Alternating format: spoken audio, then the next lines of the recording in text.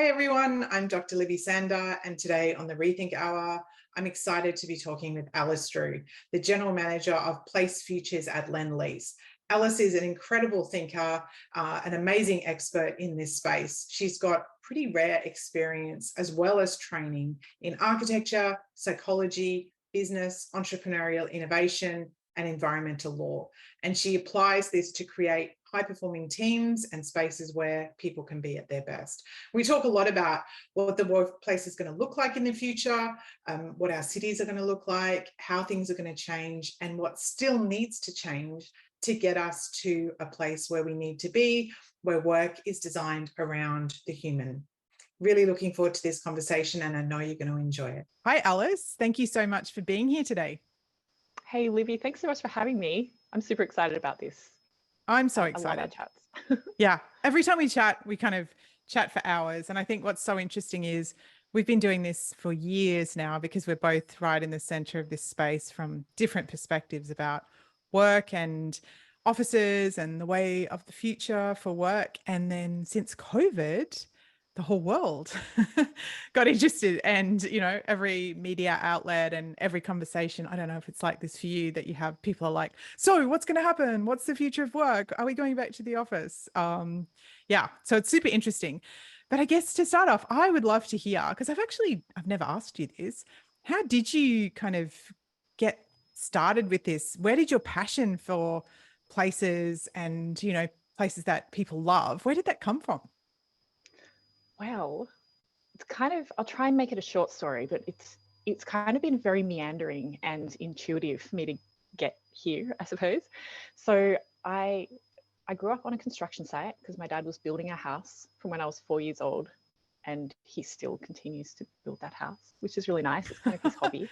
But I just, from a very early stage of my life, just really enjoyed the possibility of creating places and spaces that made you feel a certain way and that had that kind of experience to them. So I always kind of knew from when I was a teenager that I wanted to study architecture and design. So I did that. I started studying, got into about my second year, and I was given this brief one day to design this big piece of infrastructure, a big building essentially.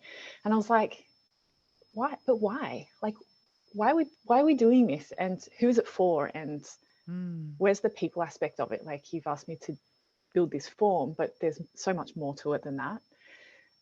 So I kind of started following that passion and decided to also study psychology. And I was doing them both at the same time at two different universities, so living a bit of a double life. But it really enabled me to kind of bring those two different perspectives. And I think I've really loved bringing different perspectives to the idea of placemaking. And now that that's pretty mainstream these days, like thinking about the people side of creating a place. But I think at the time it was a little less normal in a way. Like, we were still all about the form and the function and that kind of thing. I think so, but I think it's still missing a big part of it. I love that you did these, it's kind of like this dual life of like, I'm secretly studying psychology because, one of the problems we have in this field is that these different disciplines don't talk to each other. And I think they don't still talk to each other enough. And this idea of putting the human at the center and what's the experience, as you talked about, it's still like people are like, oh, yes, it should be like that. But it often isn't. We're starting the premise, as you said, of a building or an office from a completely different point of view. So yeah, it's not surprising that you, knowing you and what you've created, that you have these different, it's almost like a dichotomy. I once talked to an architect who said, oh, we don't think about that. We just think about how many PowerPoints we need or how many desks we need. Not what is the experience of this person going to be from the end to end of their day, and that's, and it's also missing. Like, it's not just the experience, that day-to-day experience. It's also like, what do we care about? What do people care about? And I think we're starting to see a lot more I kind of hate to use the word intersection, but that is kind of what it is. It's just overused. But also thinking about the, you know, the macro experience of, well, am I contributing in a positive way to the environment when I come here? And can I contribute to my work that I want to do, or the kind of things that I am interested in, the communities I want to be involved in as well? I think there are so many, like the micro experience, like how I feel about a thing, and then the macro experience, like what am I creating and what am I leaving behind, and what's the, ultimately, this is really a conversation about lifestyle. What is the lifestyle that I am enjoying as part of this community, whether it's a workplace or a you know, some other kind of community, or your family? It's like place, and the way that we engage with that has such a huge influence on how we feel about our whole lives. And I think that is really coming to the fore at the moment. Yes, absolutely. Because it's not just the office and the urban environment and my home. As you said, people are wanting, what we've seen from COVID is, I want more meaning. I want more purpose. I don't want to keep doing things, for a lot of people, the way I was doing it, you know, commuting, long hours, not spending much time with family and friends, not even being able to think about anything else they wanted to do outside of work much, because they were too tired or, you know, were too busy. So, you know, I think what is the broader contribution and how can we engage differently? So, yeah, I'd love to unpack that more. And let's start with the $64 million question, you know, that we've both probably had a lot. So, you know, the office isn't dead. I think we can kind of rule that out. But, you know, what's going to happen? What are our offices going to look like? Are we going to go back? How much? What do you think? Well, firstly, yes, I do get asked this question a lot. And secondly, if I had a crystal ball, I'd be a very wealthy person. I don't think we've got all the answers yet. And I think if we try to say that we do, or try and put things in a box, we're kind of kidding ourselves and not leaving ourselves open to the exploration and what the possibilities that could unfold from this experience, which I am personally really excited about. I think the world of the work, if we talk about workplace to start, it's been disrupted. And finally, like for so many years, everything else was changing, and the workplace was kind of pretty standard, pretty stagnant, really. Aside from, you know, we were all kind of evolving workplaces in lockstep with each other. Like every sector, every organization was going from cubicles to open plan offices to some kind of activity-based working to exploring the edges of flex. But I think what we're seeing now is that organizations can have vastly different perspectives about what their strategy should be around people and how they want to bring people together.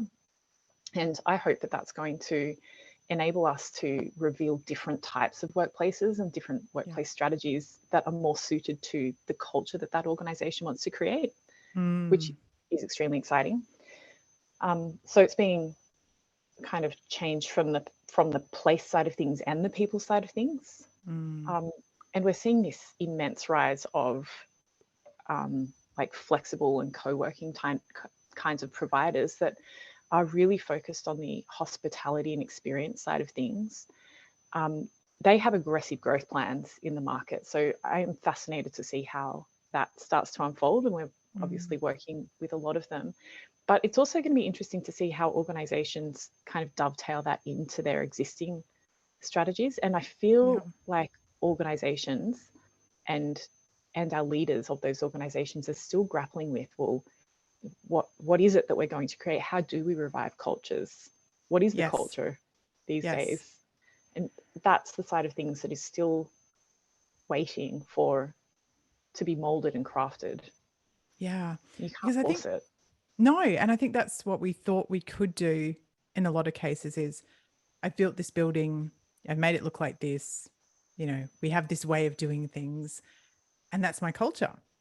And people don't really necessarily, we don't do a good job of understanding how culture's created or how positive culture's created. Because when I teach, you know, change management, one of my hats in the MBA, and, you know, people are like, oh my gosh, it takes so long to do cultural change, like it's years. And, oh, you know, but then also on the flip side, it actually doesn't take that long to break a culture. So it's kind of fast to make it bad, but it does take a long time to make it good. And one of the fears I hear from leaders and CEOs is, oh, but if we go to these third spaces, as you're talking about, and co-working and home, we can't maintain the culture. Like, we're going to look like, what is that? I'd love your thoughts on this, because it doesn't seem, we're not all going to go back to the office, and we're not going back 5 days a week. So we better figure this out. Yeah. I think look, culture is really interesting, and I am really passionate about it. I think when you are sending people home, or people are working from home or working from somewhere else, that is a culture. Like, you are enabling a certain kind of culture by enabling people to have those experiences and opportunities. So if you think about how do we bring the workplace culture back together, and revive the culture we used to have, that's just one aspect. There's this whole new aspect of culture unfolding now, which is, well, if you don't do anything, it's still a culture. Like, you're still enabling something to happen, and that is the experience that people get, and the norms and the rules of belonging and all those kind of things that people start to recreate and adjust to. And we've been in this kind of hybrid world now for quite a while, for almost 3 years, really. And there still isn't that much definition. It's been a very organic definition of what this is for most organizations, unless they put a line in the sand and created some kind of structure around that. But mostly the structures are kind of looking like a lot like mandates, and that's not very healthy for most people. Like, there's a really huge backlash against mandates Elon for the Musk most part. style. Exactly. So look, I think there's a huge role for leadership to step into here, and some leaders are doing a really good job of that, but it's very experimental as well at the moment. So I really feel like this is an unfolding experience. And you're right, like, it takes ages to build a culture. And I think unless you're an extremely seasoned leader, or it comes naturally to you, there are so many aspects that you have to think about in addition to your day job. Like, I know when I was doing my MBA, doing change management was, that was for those people like me. But it was an elective subject, and it wasn't I don't know, maybe it still is, but it wasn't like a hard typical, I'm doing my MBA, so I'm going to do a change management course. It's not mainstream in the minds of a lot of leaders. It's not. And it's the thing that is often the most difficult. Like, I have people say to me, oh, well, it'd be easy to run an organization, and change is easy if there weren't any people. Because, whatever role you're in, whatever industry you're in, that's the thing. Organizations are constantly changing in some direction. And so are we as people. And a lot of people, I'll ask them, put your hand up, any room. I mean, it's kind of an experiment. If you like change, and usually about 20% of the people in the room will put their hand up. And then I'll say, put your hand up if you like change at work, if you don't have any say in it. And most people won't put their hand up. And we sort of forget that change is scary for a lot of people. And what we've dealt with the last few years has been scary. And, on the one hand, there've been good things on the other hand. And a lot of managers will say, look, I don't know how to manage people any other way. Like, I've only ever done it face to face. This is just, I'm struggling to make the change. And we've heard that a lot of leaders haven't had good support or training. And partly, of course, we haven't had time, and we've been in lockdowns. So what advice would you give to managers and companies who are struggling with change? Because you're kind of helping people do this all of the time. Yeah. Well, I think the first thing is just to recognize that there's been an enormous power shift. Like, the power used to be with the organization and with the leaders, and you could dictate the terms of employment, and the social contract was very much in your hands. And things have dramatically shifted. And being really rigid about trying to regain that control and retain that control is not proving to be successful. It really is getting employees offside. Now, look, there are lots of people who would love to work for an Elon Musk, who really want that kind of structure in their day. And that works for some people. And like I said, we're in a world of divergent paths, but let's get real about which path is yours and which path you're on, so that you can have the right conversations with the people who will be aligned with the way of working that you want to create. So I think it's firstly understanding where that power sits and how you want to re-engage with employees in that space. But it is a leadership moment for the most part. Yes. And it is also all about engaging with people. It's not your traditional management style or dictatorial style leadership. It is about getting deep, getting really personal with people and co-creating opportunities to help people engage and to feel like they're able to participate and be at the table equitably with other people. It's not just about equality, it's about being having equity at that table and having the right platforms to enable people to participate. So look, I think that I don't subscribe to a very specific change management approach or framework. People often ask me, do you do this or do you do that? No, it's about creating one that is actually really relevant to your organization. And those frameworks are super helpful, but you really have to know at a granular human level, where do you want to head? So what's your vision? And then what are you going to put in place to help people get there? And at the moment, we're seeing the kind of things we're seeing come through really strongly are people want to feel that they belong to a place. They want the opportunity to be able to create something that's really wonderful, that they believe in and that they can kind of own. And they want opportunities for growth, continuous growth and experimentation, and to feel like they're on a path that's going somewhere. Yeah, and I think absolutely. And, we're seeing more of this emergence of job crafting, and, people don't just want a job description. I mean, I think this is an important distinction, as you just said, Alice, is that there is no one size fits all. So whether we're talking about reward systems or the office design or any of these things, some people will want to work from home 5 days a week, and some people will want to go to the office 5 days a week, and some people will like to work in a company with Elon Musk where they can just have extreme structure. Because let's be realistic, one of the things we haven't done well historically in organizations and with organizational behavior is cater to individual differences. Like, we research it and we say, oh yes, that makes a difference, that work style or that personality, but then we often don't do anything about that.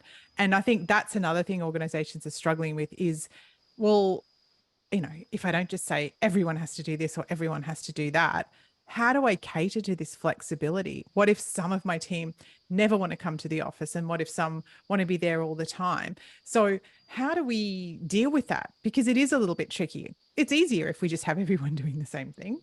Yeah, definitely. So what we found is really helpful, like getting really practical now, Great. rather than just academic, philosophical, but we're really encouraging at the team level, not just at the organization level. Organizations can put mandates or frameworks in place, and that's fine. But at the end of the day, it's up to the teams and the leaders of those teams to co-create how they want to define their rules of engagement, really. Yeah.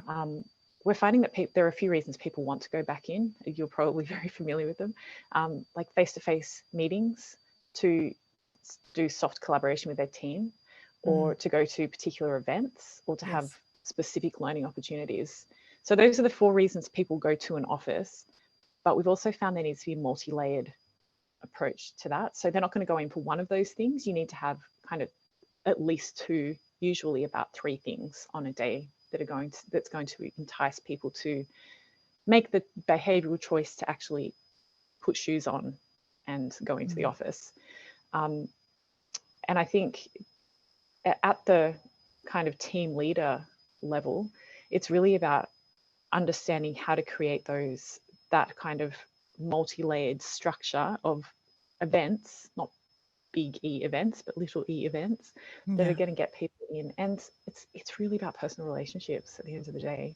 There is, like, let's face it though, if we're going to get real about this, I think there's always going to be a bit of tension, right? Like, not everyone's going to want to go in on the days that everyone else wants to go in. And sometimes you're going to have to just, get out of bed and do that. Go and show up for your team. Like, but we're not saying it's 5 days a week anymore. Exactly. But it doesn't mean you just get to choose exactly what you want to do every single day. There's still some expectation for you to show up, Yeah. to be there for other people, and to be a good human. Yeah. And show up in a relationship. Like, relationships take work. They all take work. Work Yeah. relationships are no different. Absolutely. And I think, exactly as you said, to understand, well, if you are choosing to work in a role that is in a team that works together, dynamically on a daily basis, firstly, working out, how do we need to work together? What are the rhythms of this team? What works for all of us at that team level? As you said, it isn't the organizational level.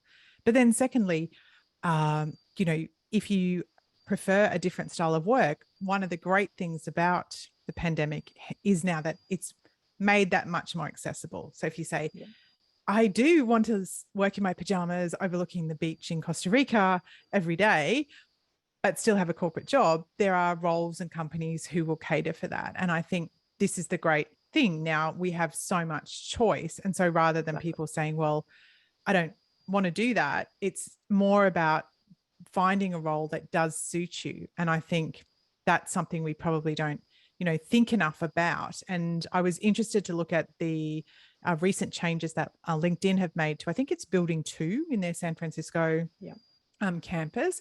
So all post-COVID. So during COVID, because in the US, I think, maybe with the exception of Victoria and to some extent Sydney, a lot of them haven't even gone back to the office yet. So they had, very extreme out of office for pretty much the entire time since the pandemic has started.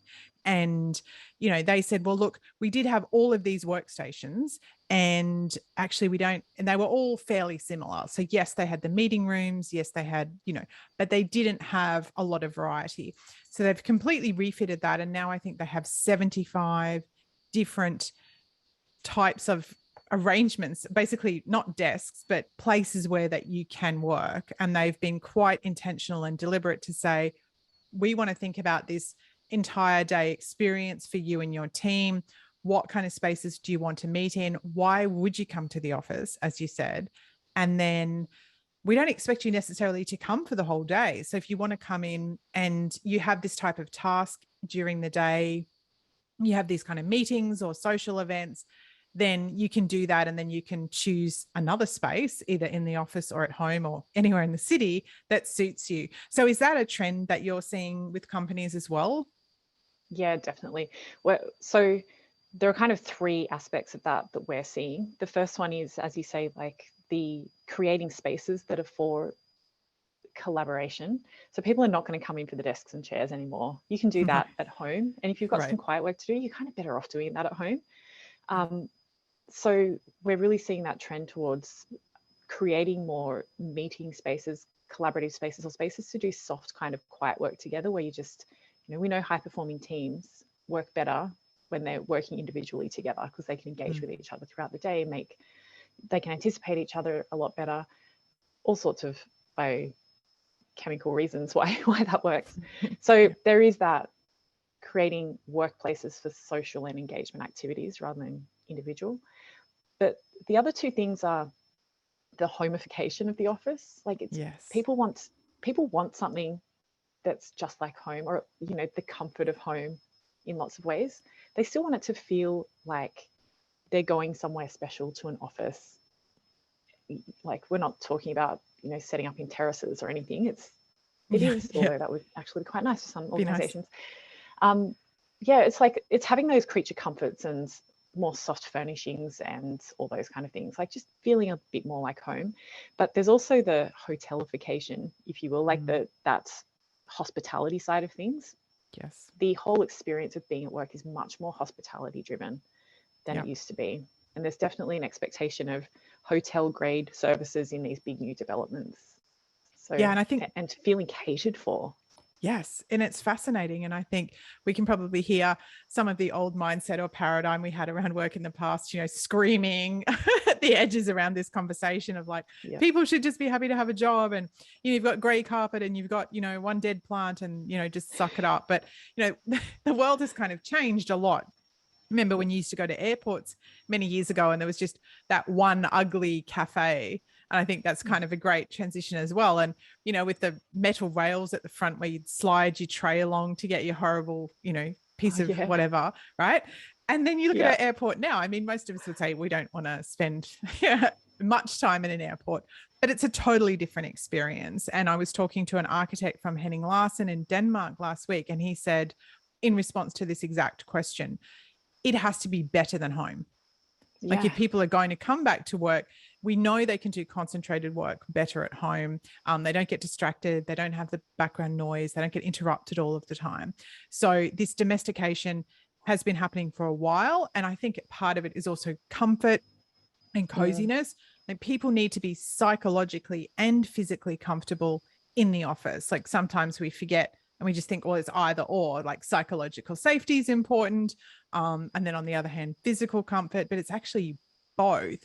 So, and then the hospitality thing is a further extension. And I think we should be excited by these trends because they are making a big difference. Because I think also a bit like childbirth, people forget what it was like before COVID. And, it wasn't that great. Engagement, we know globally, less than a third of people were engaged, declining for decades. Productivity has been declining for decades. Presenteeism in Australia alone cost $54 billion a year. Absenteeism was $7 billion a year. So, we at the moment, some of the conversations are this magic that, it was a utopia and everything was great. And I think it wasn't. And we've seen there needs to be this quite dramatic change. And some of the things you're talking about are a trend to that. And I think people will see that more and more.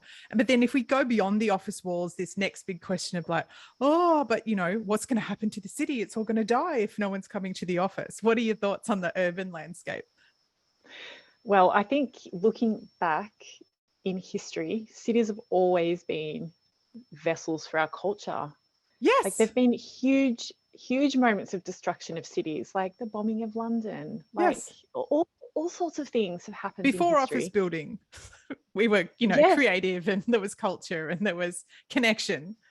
Exactly. And even when things are destroyed, it might take time, but people come back. Our cities are still so important to us. They're beacons of what we stand for and what we believe in and how we want to live as a society. And I don't think they're going to go away. They're not disappearing. No. But they will change shape and form and fabric, and I think that is really exciting. I think the rise absolutely. Tell us more about that, because I think there's a huge opportunity here, rather than just, building after building, huge office towers and wind tunnels. The fabric of the city and the ability for community and inclusion might completely change. So what are you seeing now? We're seeing a lot more granularity in new developments and new precincts, a lot more granularity and human characteristic and human scale in things, which I think is really lovely and exciting. And people are much more attached to telling a story through design. I think we've always kind of tried to tell a bit of a story, but it's starting to become a much more integrated proposition, particularly when we're starting to delve into truth telling and Indigenous stories that are coming through. And I think that is such an important aspect and like the foundational aspect of a lot of the developments and designs that are coming to life at the moment in Australia in particular. And in so many ways, creating our cities and creating these new places is a vehicle for progressing our society and progressing our cultures to be more understanding and more diverse and more human and evolving all of us together. And an extension of that is also all of the rise of innovation districts and innovation precincts as well. And these are kind of, there's lots of research and literature about this, but at the end of the day, it's about creating places that bring people together who have a common purpose and are trying to create better outcomes for people or planet or economy. And it means that we have very strong intent around what we're doing in places and why we're doing them. And I feel like that is incredibly important in this cultural revival that we're experiencing. But it also leaves so much room for unfolding possibilities and experimenting and doing all of these things that we need to do to progress and make the big changes we need to, because we have big work ahead of us in terms of you know, So many climate things. and environment Yeah. and diversity and inclusion. Health and It's well-being. absolutely, it's enormous. We have enormous work ahead of us. And if we can't pull ourselves together and really start to do that using place as a vehicle and technology and relationships and all these other things, but place still has, and our cities have a really important role to play in how we do that and how we tell that story. Yeah, absolutely. And, you know, if we think back to, there've been so many thinkers over time, but, you know, Jane Jacobs talking about, you know, in her work back in the 60s in, you know, places like New York, that how does innovation happen? And we have this idea that it's locking everyone in a room and creating an agenda item and saying, okay, so what's our next innovation going to be? And, you know, as you said, innovation doesn't happen like that. Part of it's an unconscious process. It's an iterative process. It's also informed a lot, as Jacobs was saying in her work, by place, by knowledge spillover, by doing things like walking around the city and getting input that we might not even realize from a creative perspective, whether it be art, whether it be, you know, music, whether it be just nature, the entire, you know, all of these things are kind of feeding into our unconscious, and those things are so important for that creative process and that innovation process. And so I think, you know, we've gone too far down this track of like, well, you know, innovation just happens here and it's only for these people who are of this age and who have this particular funding or who have this particular, you know, approach. And I think what we're seeing is that everyone, you know, it's not a separate department in companies now. R&D might still be there, but everybody needs to be creative. Everyone needs to feel that they have the opportunity to contribute, and they want that as well.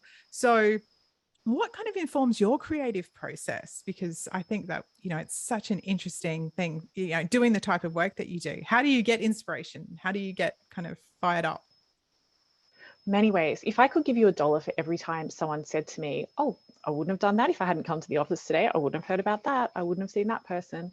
Honestly, there is so much to be said for all the things you're talking about, like going to a place and all the inputs that you have. So I have a team, a small team of about 8 people, and a lot of the work that we do, a lot of it is creative, whether it's what you typically term creative or having to solve different problems for different organizations, but bring in new or unusual kind of information and inputs. So like I draw a lot of inspiration from the other people I work with. We love bringing new people into our team and into our conversations to bring different perspectives, inform us about different things.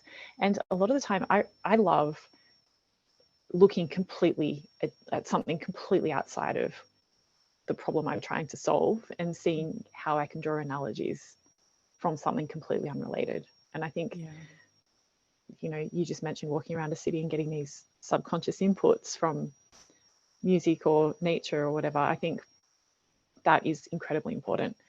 But one of the things I'm learning to do more of is spending time just in reflection and not trying to solve problems or not forcing an outcome for things. Just I think one of the things COVID has taught all of us is spending time in nature, spending time relaxing, like reinvesting in ourselves can yield some really positive outcomes for the creative process in particular. Because our brains only have a certain amount of capacity. And if they're overloaded by, you know, I hear people using, you know, 20 different platforms now in a workplace is the expectation. And, you know, we have research that shows just having your phone on your desk actually makes you dumber, because your brain is like, it's like, you know, it's on drugs. It's like waiting for the ping. And, you know, a study has showed that people think that they hear pings from their phone when it doesn't actually happen, because we're just, you know, we're waiting for it. And so, yes, you're right. COVID has given us this opportunity to step back and say, how overloaded am I? Like, how much more can my nervous system actually take? Like, you know, having 3 coffees a day, taking Panadol every single day, you know, is that actually helping? Is this sustainable for me personally, for my company? And, just going into nature, we know will reduce your cortisol levels. It will help with mindfulness. And then, as you said, creativity, because, all of, history's great thinkers will talk about spending time alone, spending time doing nothing, being bored. We're so scared. When was the last, you see those memes where people are standing at a, waiting for something, and, they're not doing anything. They're just standing there. They're not on their phone. Everyone's like, oh, what's wrong with them? Because we fill every second of our day with checking this, checking that. And we've kind of forgotten how to take that quiet, reflective time, as you said, which is so important for well-being. And what are you seeing? I mean, I'm seeing a lot of genuine attempts at trying to address the huge, we've got a tsunami of issues in terms of mental health, physical health. So some companies really taking great steps and some sort of just paying lip service. So what do you think needs to happen with employee well-being as part of what we're talking about here? Look, I think employee well-being is such an important topic, and at the end of the day, every individual has a bit of responsibility for how they recognizing where they are on their journey. And I wish that all employers could see all the opportunities they have and the things that they can do to help people. But I hope also that we can recognize as individuals when an organization is not serving us, and when we need to just say, look, this is enough, and I need to look after myself as well. Because if we rely on organizations, there are a lot of individuals who kind of are part of those organizations that are going to miss out.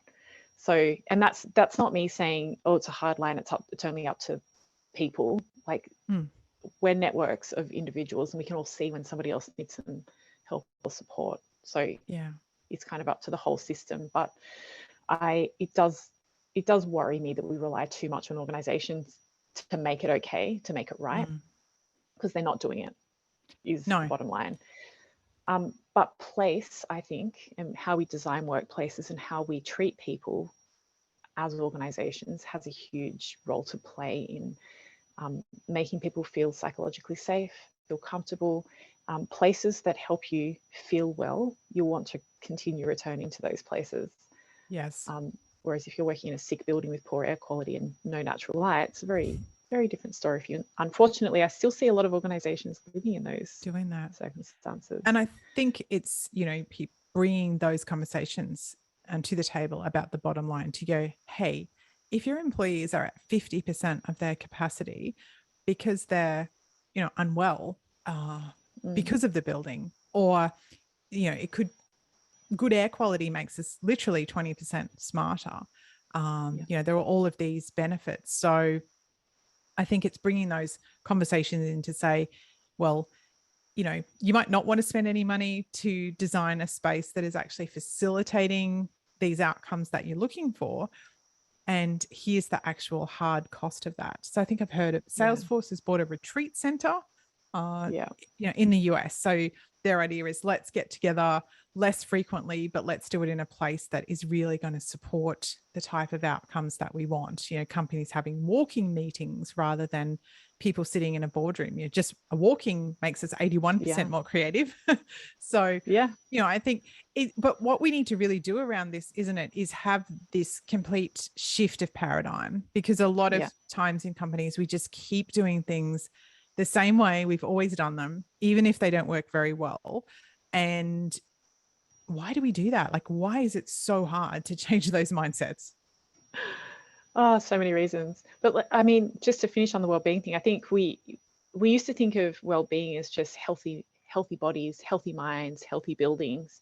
But well-being means so many more things now. It's also about social well-being, spiritual well-being, your team well-being, financial well-being. Like, there's so many more aspects that contribute to your whole self, and contribute to you feeling well, like you are a healthy person and that you are able to contribute.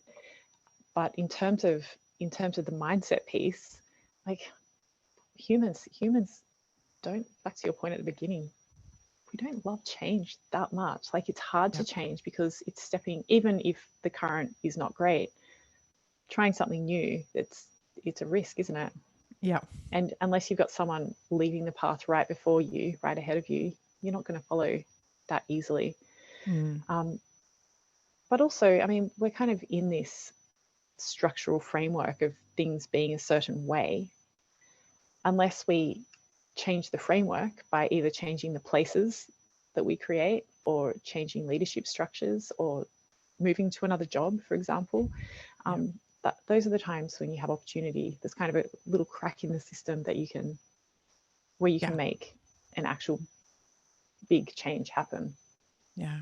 And I think encouraging people, as you said, to really look at what is actually going to be right for them, because unfortunately we can't rely on companies to do that for us. That's not going to happen in a lot of cases. There are some examples that we use all the time to hold up as sort of exemplars to say, this is best practice. But at the end of the day, people can be scared to make a change as well.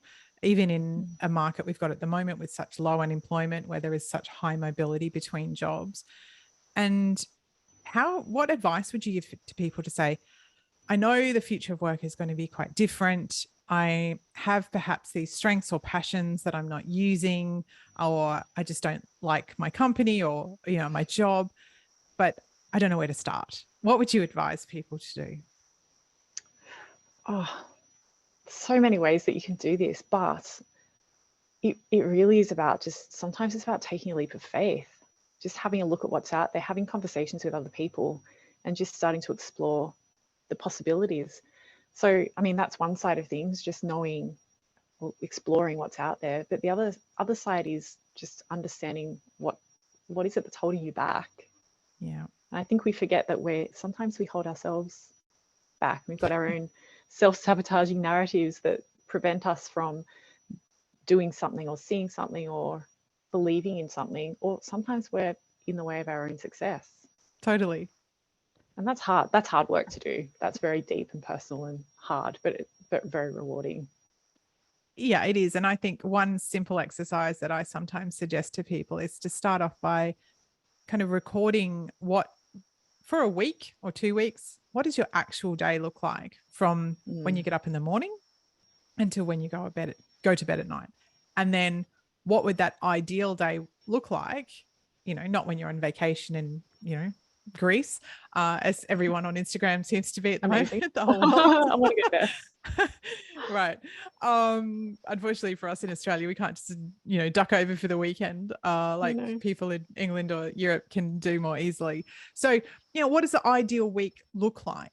And then really be prepared to have a look at, well, what is the difference and how big is that difference?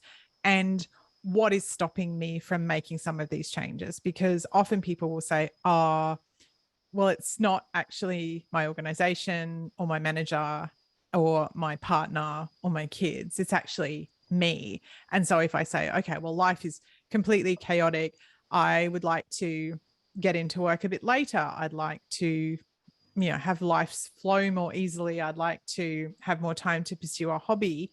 Then starting off by having a conversation with the relevant people to say, hey, I'm not getting to the things I'd like to do. I'm not happy in my job, or my day is just too stressful, or whatever it is, and exploring the conversation. And, a lot of the times I'm seeing managers and companies saying, well, that's great. That's fine. Like, we can, at a team level, we can make these things work if we have the conversations. And if we can't, it is a good wake-up call to say, as you said, maybe this job doesn't fit me. Maybe this company doesn't fit me. Why don't I have a look to say, okay, now that I've done this exercise and I realize that this thing is really important to me, how do I then create a job around that, or one that allows me to incorporate that? And for some people, that is working in a company. And for other people, it's starting their own business or having multiple kind of different things they're doing. And we're seeing a huge rise in that since COVID. Are you seeing that as well? Like, are you seeing employees wanting to try different things, or how's that playing out? Yeah, definitely.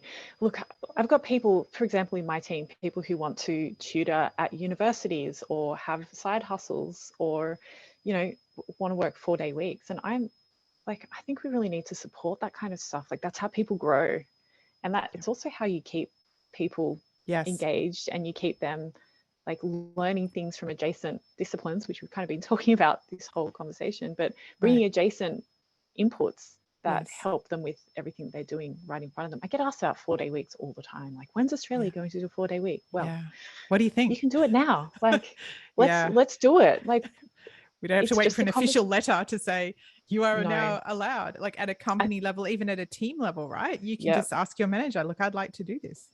Yeah. I think people are waiting for working a 4-day week with 100% of their pay, which, you know, for some people and some organizations might be possible, but, you know, you can still, you know, you know, a lot of people in a lot of roles could still explore the possibility of working a bit less, because the payback that you get from having that extra headspace and that extra time could be so much significant. More. It's, again, taking a leap of faith, I guess, and having the right structure and people and support around you that enable you to do that. It's a big scary world. It is. And lots I think of changes, so much change. Yeah. But I think, as you said, like, it's such an important conversation because, yes, for some people, you're right. Like, if you actually did work less hours, because Australia pre-COVID was in the bottom 15% of OECD countries in terms of the number of hours that we work. Like, we work very long hours. So cutting back, if you can afford to mean that is a bit less income, then that can open up so much in terms of well-being, in terms of having the actual headspace and time to explore, well, what else would I like to add to my life, or what else would I like to do? But then I think the second important part of this piece, as you said, is looking at how we're actually managing things. And there's still so much focus I see on process rather than outcomes, you know, and again, going back to that mindset of like breaking through the FaceTime, or the person who's in the office the longest, you know, visiting the boss every 5 minutes isn't necessarily the one who is producing the best outcomes for the organization. And one of the things that we're seeing in the research on the 4-hour work week is they're looking at, well, what inefficiencies do exist in this system that we could take out to give people more time? And I think we don't need to wait for the study for that. Like, on a personal level, we can say, okay, what can I stop doing that isn't adding value or is making me more stressed? And at a team level as well, there are so many things we do in companies that, you know, we don't need to do, or we don't need to do the same way. And so I think that's a significant shift. We should be focused much more on results rather than the process, because some people might achieve their best results. You know, I always joke, you know, standing on the head, you know, at the middle of the night, typing on their laptop because that works for them. You know, and others prefer a more standard structure. But I see still too much of that mindset around, you know, hours in the desk equate to the result. And I'm hoping that's starting to shift. Are you seeing a shift around that? Definitely hearing more conversations around it. And I think a lot of individuals and small teams are possibly making that shift, but there's still a lot of it going on. And, you know, one thing I've noticed is that a lot of people, particularly leaders, a lot of leaders have made changes and have evolved through this process and recognize that people are still, you know, things are still happening. The outputs are still coming. Things are still going on, and it's really amazing. And they get really challenged when there are individuals who haven't quite got it yet, or there's kind of a broken trust or something, like the social contract's not quite there. And I think there are still those instances that pull people back to going, well, we can't really do it because it's not right for that one person in our team, so therefore everybody needs to show up.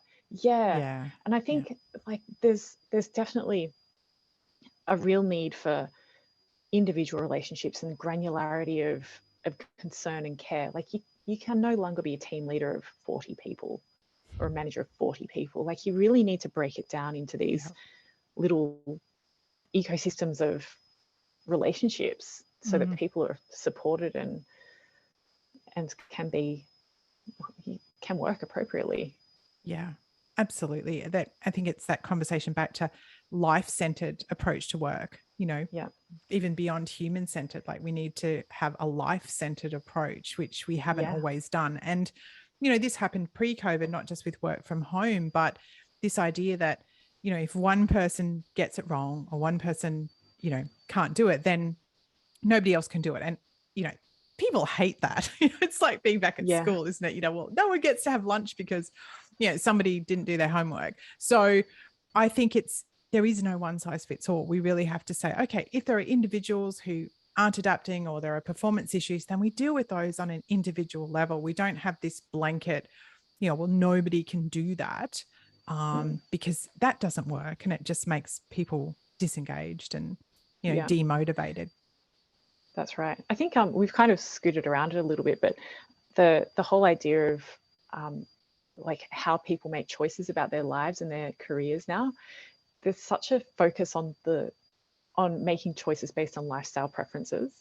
Yes. So I can't wait to see how this next generation of people make early career choices, because what we're starting to see is it's no longer about just the vocational aspect of that. I'm not going to become a doctor because I want to help people. It's also, well, what kind of lifestyle is that going to give me? Can I work flexibly if I do that? Or do I have to, how do I have to show up?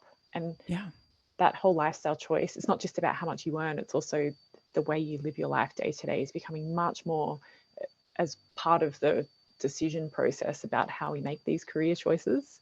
Yes. I think that is going to be, so not just the individual, well, how am I going to change? What does change mean for me? But what's change mean for generations, the careers, and how they get shaped.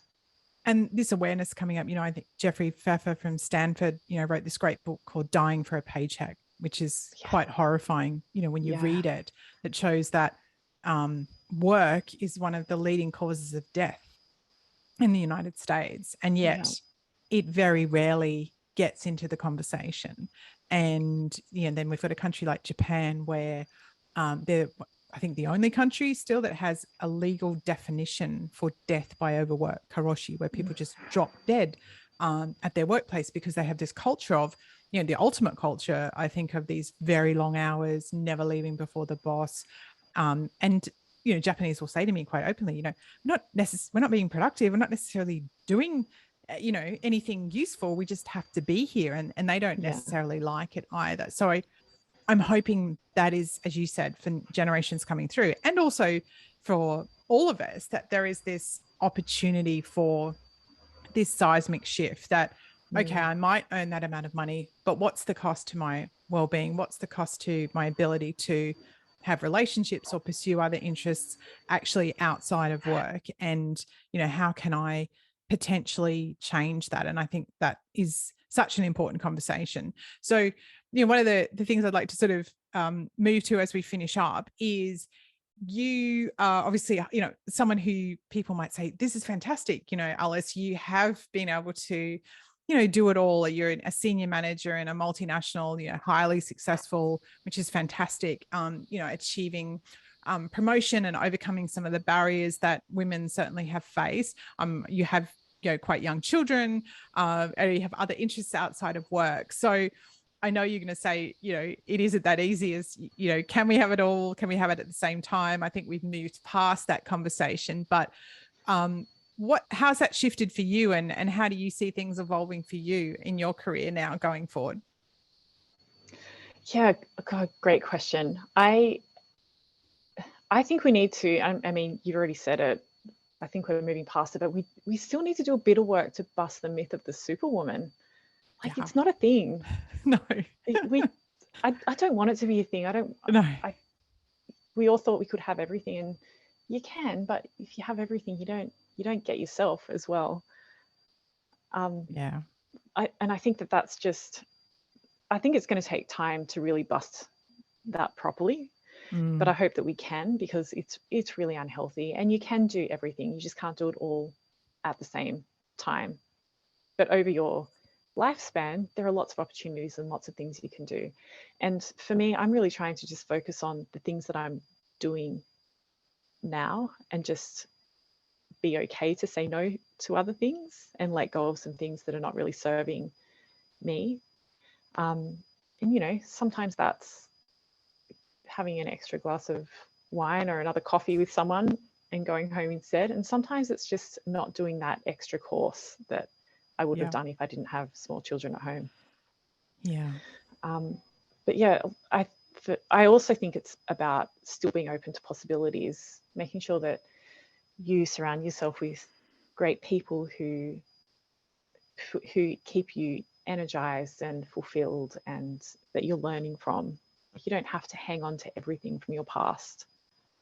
And actually, it's really healthy to keep evolving and moving forward and learning new things.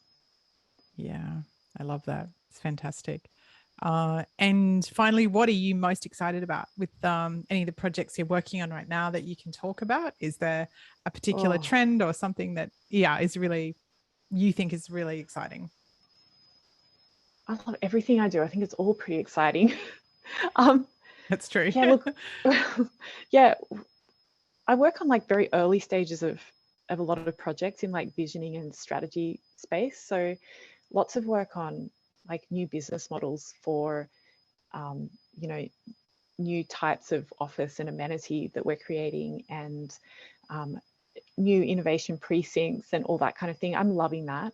But I'm also loving that we're starting to question the environmental side of things and some of those long held truths about what's the climate impact of doing this. So Yes.